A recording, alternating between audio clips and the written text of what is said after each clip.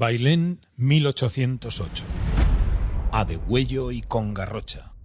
Un relato de Arturo Pérez Reverte. El garrochista Pepe Molina narra a su compadre Curro Centellas la epopeya de los voluntarios de Jerez y Utrera en la batalla donde el ejército de Napoleón sufrió su primera derrota.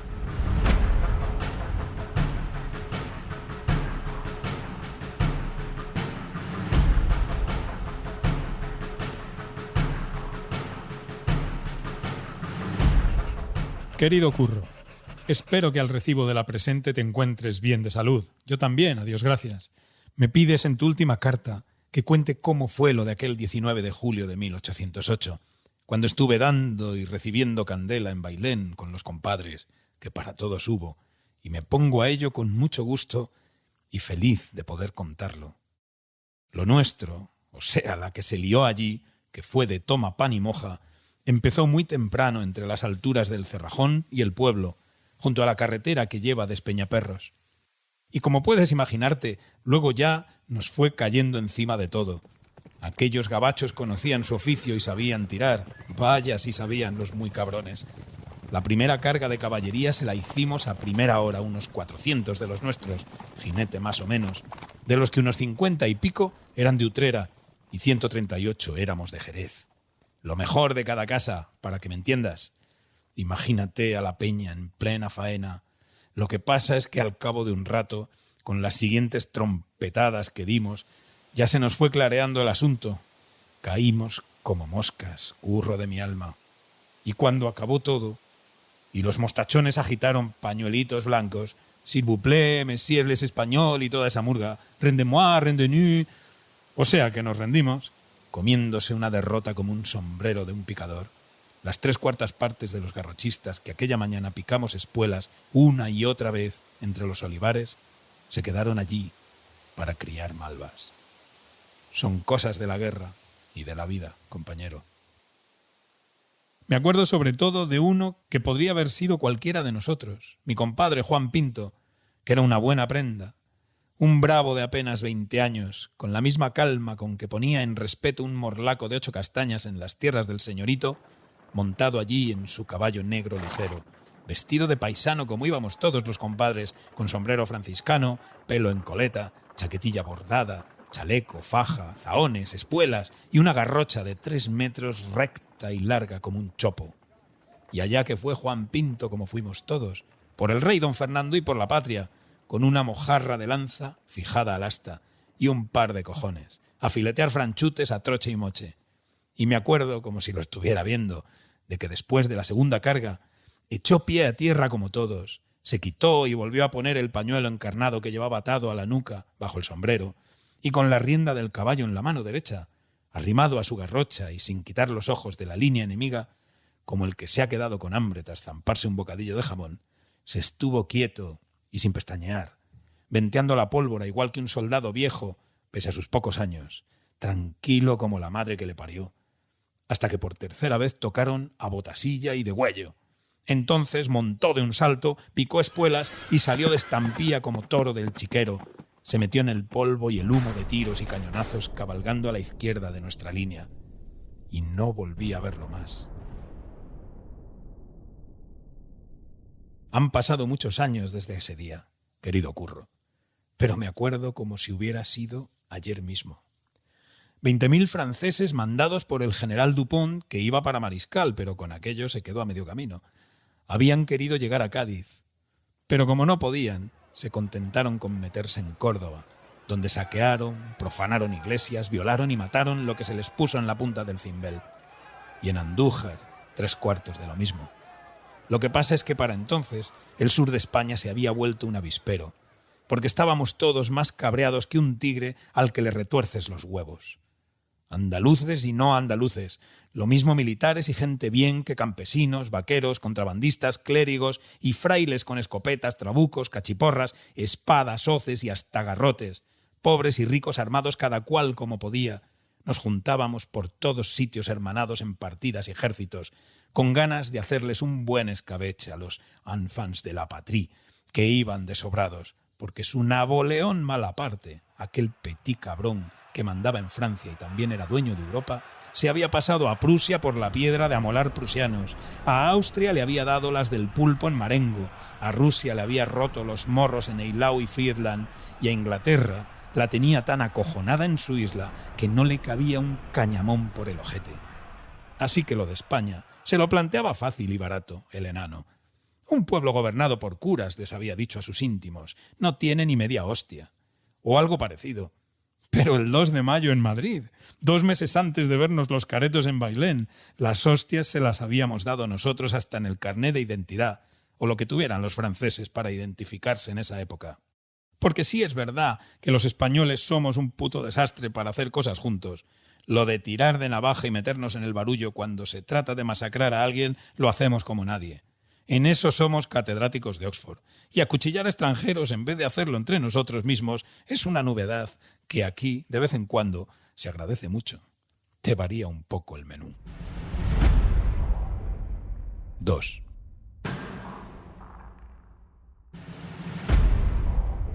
El caso es que, como digo, allí estaba el general Dupont, con sus 20.000 fulanos cantando la marsellesa o lo que cantaran esos cabrones. Aunque la verdad es que para ese momento ya se les iban quitando las ganas de cantar. Arrastraban con ellos y por eso iban despacio. Un larguísimo convoy de carros cargados con heridos, enfermos, familias de jefes, putas de la tropa y lo que más le importaba al general y sus compinches, todos los objetos de valor, vasos sagrados de iglesias, joyas de familias, oro y plata, saqueados en Jaén, Córdoba y Andújar. La caravana se alargaba como 10 kilómetros, o más, un par de leguas, como decíamos entonces. El caso, ya te digo, es que los del emperador iban forrados de botín hasta las trancas y con esa chulería de quien se cree impune y poderoso, pero muy despacio. Pasito mi sí, pasito mi sa. Y ahí fue donde los pilló el toro a los muy capullos, por no meterla directa. Su idea era llegar a Despeñaperros, pasar el desfiladero y salir de Andalucía para reunirse con otro ejército francés que andaba por allí esperándolos. Pero al llegar ante Bailén se encontraron el paso cortado por los españoles de España. O sea, por nosotros y nuestros huevos morenos. Nos habíamos ido concentrando allí, mal que bien, bajo el mando de nuestros generales, los señores Reding y Coupigny. Entre pitos y flautas éramos unos 15.000, y había de todo, imagínate. Paisanos y militares, viejos y jóvenes, profesionales y novatos. Unos reclutados a la fuerza, como suelen ser estas cosas, y otros, la verdad es que muchos, con familia asesinada, casa incendiada, mujer o hijas violadas y cosas así. O sea, largas cuentas que ajustar con Napoleón y con su puta madre. Muchas ganas de hacerse llaveros con las pelotas de los franceses. Esos, como te cuento, éramos los que estábamos delante, pegados al terreno como si nos hubieran atornillado en él, cortando el paso a Bailén y a Despeñaperros. Pero es que además a Dupont parecía haberlo mirado un tuerto, porque traía pegados a su retaguardia, casi cosquilleándole la retambufa con las bayonetas, a otros casi 15.000 españoles que, mandados por el general Castaños, jefe supremo de todo aquel tinglado nuestro, le pisaba los talones. De manera que si querían salir de Andalucía con el pellejo más o menos intacto, cosa ya problemática, a los gabachos no les quedaba otra que abrirse paso en Bailén por las bravas y a toda leche antes de que les cayera la mundial encima. Así que tras escaramuzas y tanteos previos, viendo acojonado cómo se movían las manecillas del reloj, Dupont ordenó el asalto a Bailén en la madrugada del 19 de julio. «A los Anfán», les dijo a sus coraceros y cazadores de bonitos uniformes, y a sus granaderos elegantes, y a los artilleros y fusileros que habían sido espanto de orbe y tal, y a sus oficiales vestidos de terciopelos y plumas por los más exquisitos sastres de París de la France. «A los Anfán», repitió Marcial el fulano, «quiero que me hagáis foie gras con esta panda de paletos que se nos ha puesto delante. Comprapá, que les deis leña hasta en el cielo de la boca a esos cagasantos que huelen a ajo y aceite de oliva. Somos nada menos que el ejército de observación de la Gironda, que se dice pronto. Y sí, no gruñáis por lo bajini, ya sé que la Gironda está en el quinto coño, Pirineos arriba, y algunos no sabéis o no sabemos qué carajo estamos haciendo en la puta Andalucía comidos de sol y moscas. Pero es lo que hay, mes a mí. La patria es la patria. Patria no hay más que una y a ti te encontré en la calle. Cumplimos órdenes del emperador, y donde hay emperador no manda fusilero. Así que, sus y a ellos, sacrebleu. Vamos a merendarnos a esos españoles de merde que son bajitos, flacuchos y están menos alimentados que un caracol en la vela de un barco.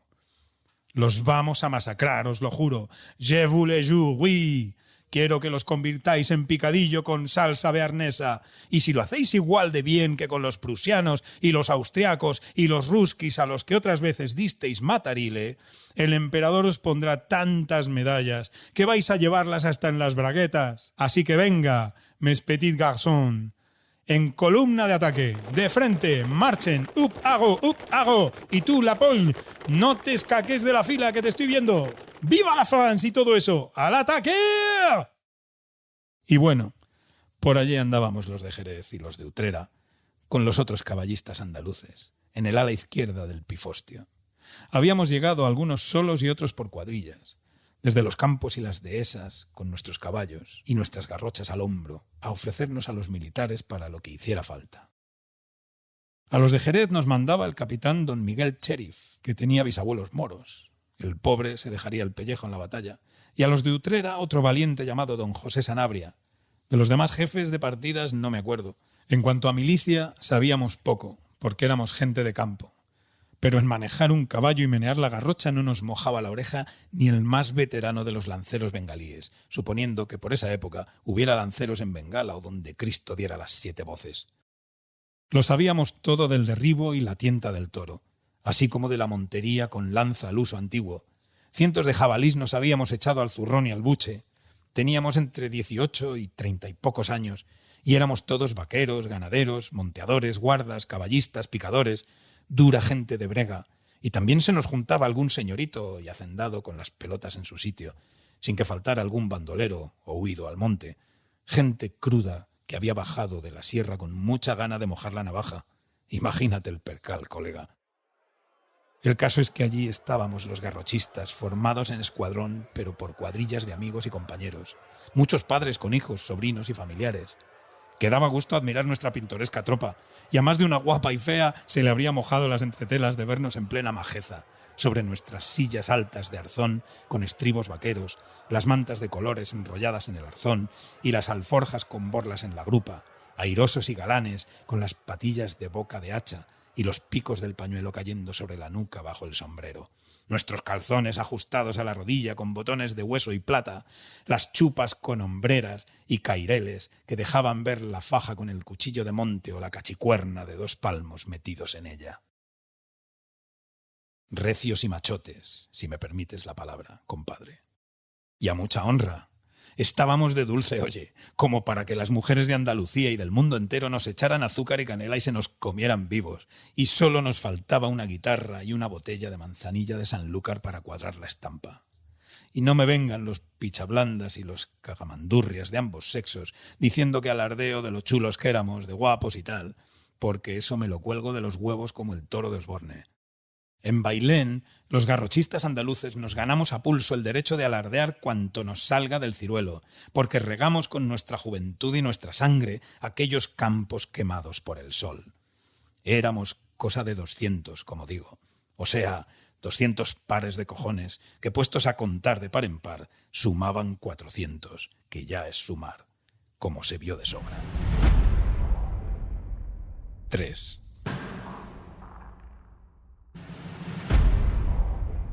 Nos habían puesto a la izquierda de la línea, amigo Curro. Allí por donde el Cerrajón y Azabalona, detrás de la artillería nuestra que protegía el flanco del ejército y cubría la carretera y la entrada de Bailén. Teníamos cerca a los otros muchachos del regimiento España de caballería, que eran unos 120, y a los 200 y pico del regimiento Farnesio, todos bien equipados con uniforme, armas y disciplina, que nos miraban con curiosidad y algo de guasa, preguntándose de qué sería capaz aquella tropa tan informal y variopinta, que hablaba comiéndose las jotas y diciendo mucho zú, chiquillo y horroroso.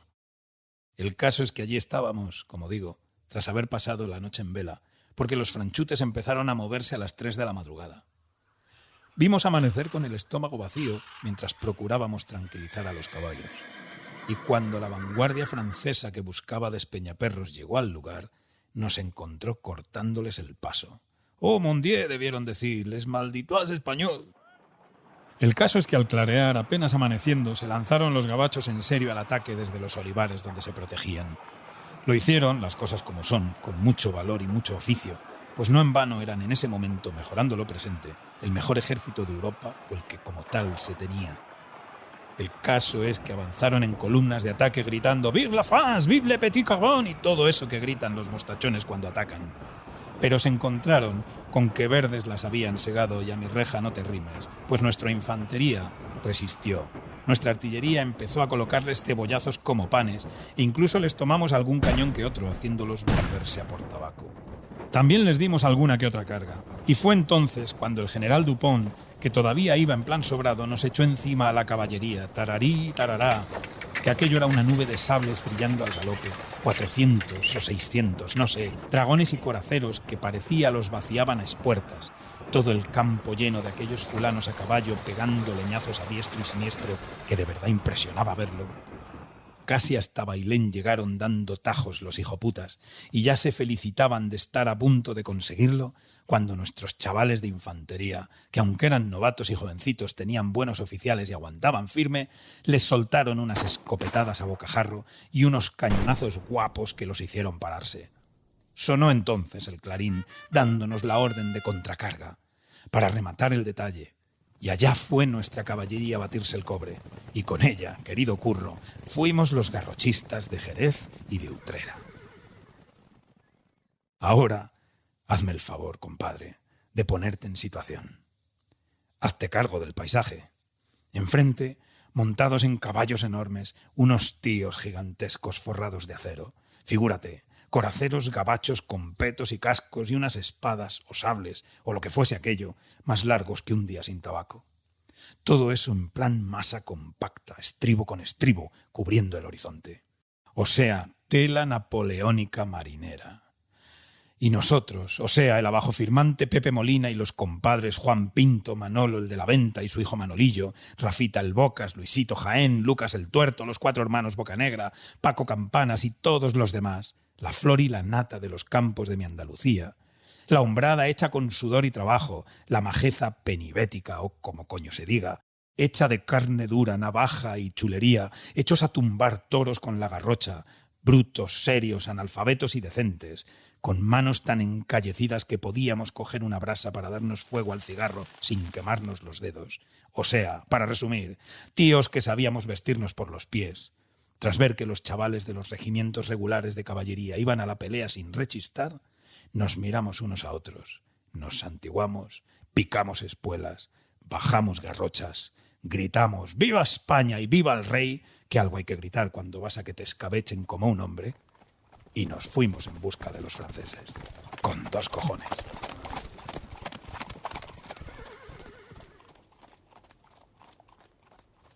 Retumbaba la tierra, amigo Curro, que parecía fuera a romperse.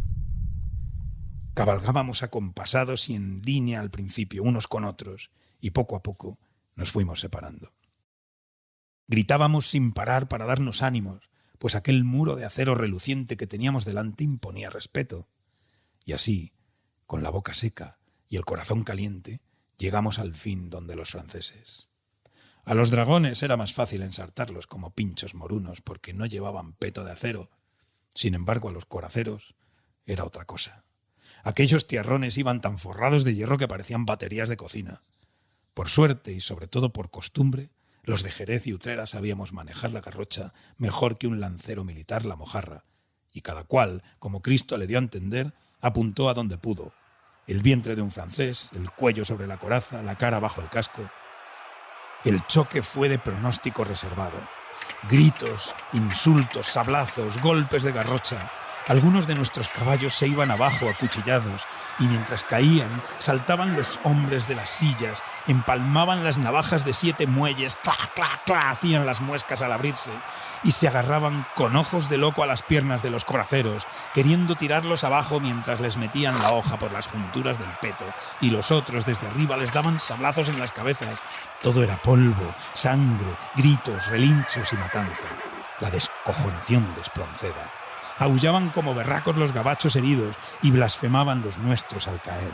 De pronto, los enemigos volvieron grupas metiéndose por el amparo de los olivares y sonó nuestro clarín ordenando retirada y reagruparse.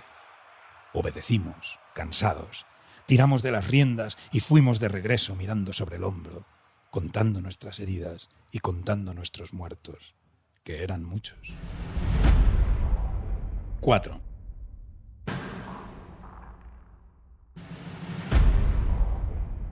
A medida que el sol subía en el cielo, la batalla se hizo general a lo largo de toda la línea. Los detalles del zafarrancho, compadre, que te los digan quienes saben de eso. Yo me limito a contar lo que sé y lo que vi. Y lo que vi durante toda la mañana de aquel famoso y sangriento día fue a los franceses queriendo pasar delante hacia Bailén y Despeñaperros, intentándolo una y otra vez, y a los españoles impidiéndoselo, firmes como rocas. Lo pagamos muy caro, por supuesto, pero ellos todavía más. Amparada en los olivares, su caballería iba y venía del centro a nuestra izquierda, protegiendo a sus columnas de ataque y acuchillando cuanto se meneaba. Pero nuestra infantería y nuestros artilleros les ponían los pavos a la sombra. Y lo de sombra lo digo por decir algo. Porque a medida que el sol estaba más alto, el calor se hacía espantoso. Y la sed, solo había una noria cerca con un poco de agua por la que gabachos y españoles nos matamos a conciencia, nos dejaba hechos polvo. Aún así, aunque los franchutes estaban entre los olivos y nosotros en campo raso, con el sol pegándonos de plano, en eso del calor y la sed llevábamos ventaja a los españoles, que no hay mal que por bien no venga, hechos a sobrevivir en estas tierras secas y duras, ingratas, dejadas de la mano de Dios, en las que para que brote una espiga hay que regarla con sudor, acostumbrados al hambre, a la sed, al infortunio, criados en secarrales y curtidos por la intemperie y la vida dura, aguantábamos las fatigas mucho mejor que los gabachos, criados entre ríos y campos verdes, en un país rico y fértil que no los había preparado para aguantar este tormento. Por eso, a medida que pasaban las horas, aquellos moñas se volvían locos de calor y sed. En cuanto a nosotros, que estábamos más cerca del pueblo, teníamos suerte de que algunas mujeres de allí, echándole un inmenso valor al asunto, se acercaban como podían con cántaros, indiferentes a las balas que zurreaban cerca y a los cañonazos que pasaban sobre sus cabezas, para socorrer a los heridos y los más necesitados de agua. A más de una y de dos les rompieron el cántaro de un balazo. Que Dios las bendiga a todas por su caridad y su coraje. El caso es que siguió la batalla, en la que los garrochistas cargamos 3 veces a lo bestia y escaramuzamos unas pocas más. Y al acabar, seguíamos en la silla solo 1/4 parte de los que habíamos empezado la jornada. Los demás estaban muertos o heridos entre los rastrojos y matorrales que humeaban incendiados por el fuego de las granadas. Pero entre ellos y los que seguíamos allí garrocha en mano, con la sangre chorreando por el asta y manchándonos las fajas donde teníamos metidos los navajones y puñales todavía calentitos, se lo habíamos hecho pagar caro a los gabachos. A derecha e izquierda, tanto en las laderas de los cerros como a campo abierto y en los olivares, 2000 muertos y heridos franceses yacían entre cuerpos de caballos, armas abandonadas, cañones y carros desmontados. Revoloteando por encima, los cuervos se las prometían felices. Fue entonces cuando el general Franchute, el tal Dupont, quiso hacer el último esfuerzo por romper nuestra línea. Reunió a la gente que le quedaba y metió en el ajo al batallón de reserva, los marinos de la guardia, o sea, la crème de la crème. Los mandó al ataque y la verdad es que impresionaba verlos avanzar despacio, serenos e impasibles bajo el fuego, con sus tambores, su musiquilla y tal. Pumba, pumba, hacían, tirurí, tirurá. Pero nuestra artillería y nuestros fusileros, esos sin música, les echaron a los franchutes tanta metralla encima que aunque a cada paso cerraban filas y seguían adelante, al final tuvieron que parar, dar la vuelta e irse a tomar por saco, los que quedaban vivos, con los tambores rotos y las flautas incrustadas en el culo. Ese problema, por cierto, no lo tuvieron, o fue menos, los mercenarios suizos que se lo curraban con los franceses, que eran los del regimiento de Pré, porque resulta que la lotería de la vida los puso enfrente de sus compatriotas del regimiento de don Nazario Reding, que luchaban a favor de España.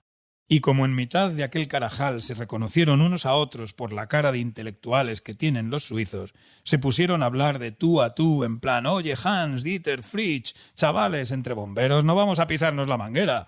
Dime la hora que se me paró el reloj de cuco, toma un pitillo y dame fuego. Tú dispara al aire y yo también lo haré. Tú a Boston y yo a California. Que se maten entre ellos estos pringaos españoles y franceses, que nosotros estamos aquí para cobrar, etc. Así que vamos a llevarnos bien, colega, concluyeron. Y al fin, tras pegarse una buena ensalada de tiros al principio, se llevaron luego de puta madre. Y en cuanto la cosa se les puso chunga, los que estaban con los gabachos se pasaron a nuestro bando con la mayor naturalidad del mundo. 5.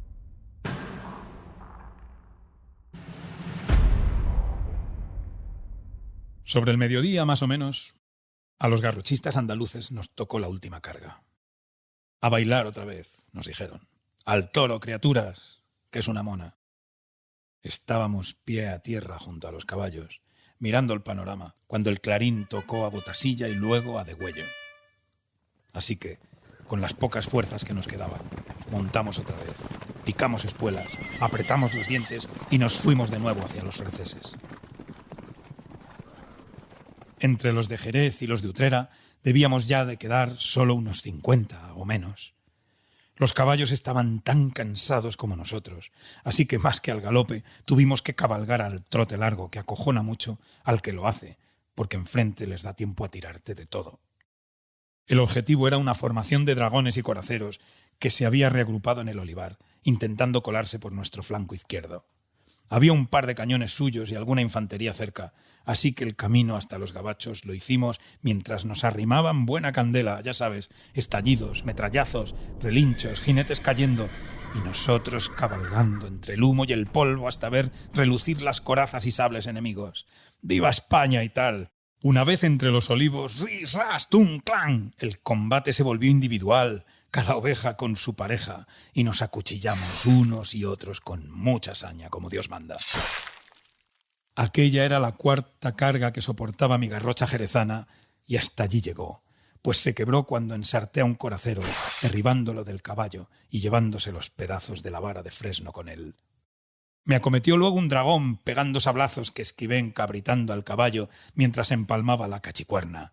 «Sacre cochón español de la merde», me gritaba el tío en su parla o algo parecido. Era un tío rubio con bigotito rizado, chaqueta con más bordados que el manto de la Macarena y trenzas muy bien peinadas, oliendo más a colonia que a pólvora. Un pavo así como en plan muy pijo. Traía una pinta de maricón de playa que te rilas, pero la verdad es que el hijo puta pegaba unos sablazos que temblaba el olivar.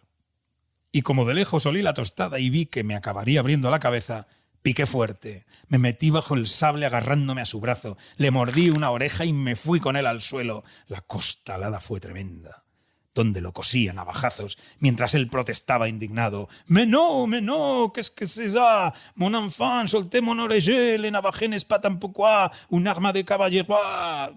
Decía eso, o algo parecido, mirándome con reproche el subnormal, mientras yo, que lo tenía trincado con los dientes por la oreja y con una mano por el pescuezo, le metía los 2 palmos de Albacete. «Toma, toma, toma, para que almuerces y comas», y me giñaban sus putos muertos.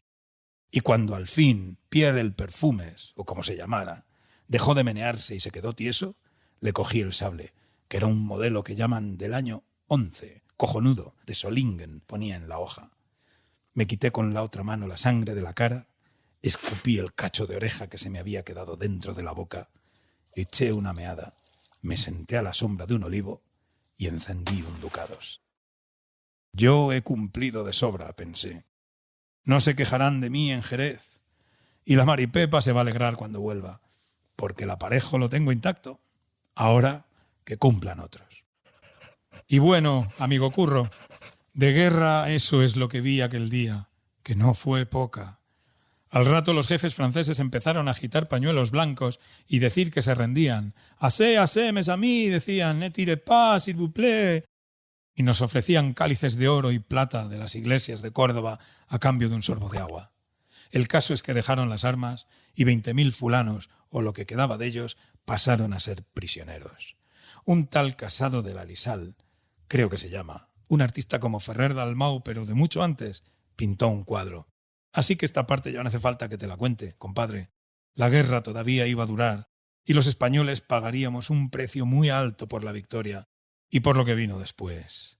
Porque nuestro amado rey Fernandito VII, por quien tanto bregamos y sufrimos, nos salió un grandísimo hijo de puta con garaje, piscina y balcones a la calle. Pero esa ya es otra historia. El caso es que allí fue la primera vez que el victorioso ejército de Napoleón Malaparte cagó las plumas, y eso tiene su puntazo. Palmó en España, y lo hicimos los de siempre. Juan Pinto, Manolo el de la Venta y su hijo Manolillo, Pepe el Bocas, Luisito Jaén, Lucas el Tuerto, los 4 hermanos Bocanegra, Paco Campanas, el capitán Sheriff y todos los demás. Los que quedamos vivos y los que quedaron muertos. Andaluces y españoles de toda la vida. Brutales, generosos, duros, puñeteros, crueles, indisciplinados, broncos, valientes vasallos que nunca, si miras para arriba, tuvieron buenos señores. Gente hecha de sol y bronce, garrochistas de Jerez y Utrera, que según cuentan los viejos del lugar, hay quien dice haberlo visto y oído, y yo lo creo. Cada 19 de julio, un poco antes del alba, desde hace 2 siglos y pico, salen de sus sepulcros y abandonan las sombras para cabalgar entre los olivares de Bailén, aullando gritos de pelea.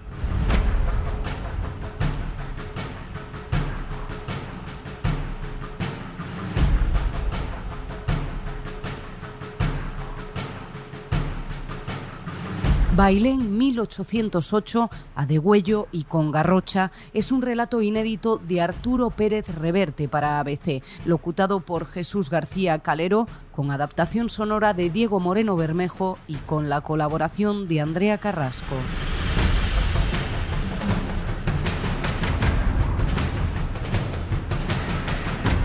ABC Podcast. Estamos en la historia. Puedes escuchar todos los episodios en abc.es, iVoox, Wanda, Spotify, Apple Podcast y Google Podcast.